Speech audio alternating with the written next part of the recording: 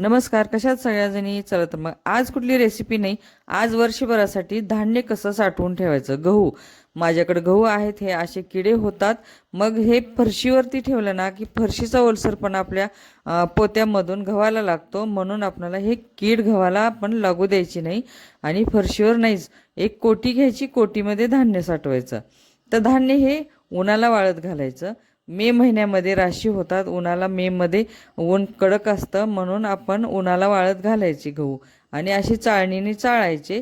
आणि मग आपल्याला त्या टोपल्यामध्ये थोडंसं गहू घेऊन बोरिक पावडर किंवा लिंबाचा पाला, तुम्ही ह्याच्यामध्ये काडी डब्बीतल्या काड्या असतात ते पण तुम्ही घालू शकता. लवंग दालचिनी पण घालतात, पण एवढं भरपूर गव्हामध्ये लवंग दालचिनी आपल्याला काही परवडणार नाही. त्यामुळं लिंबाचा पाला सगळ्यात उत्तम आहे. कारण पूर्वीपासून पारंपरिक पद्धत आहे की गव्हामध्ये, ज्वारीमध्ये हे लिंबाचा पाला टाकतात. स्वच्छ आपल्याला चाळून घ्यायचे गहू आणि बोरिक पावडर आणि लिंबाचा पाला लावायचा आणि कोटीमध्ये हे धान्य भरून ठेवायचं. थरावर थर घालून अशीच बोरिक पावडर टाकायची आणि लिंबाचा पाला टाकायचा आणि स्टोअर करायचं. माझी आयडिया आवडली असेल तर नक्की कमेंट करा, शेअर करा, सबस्क्राईब करा. सबस्क्राईब करायला अजिबात विसरू नका.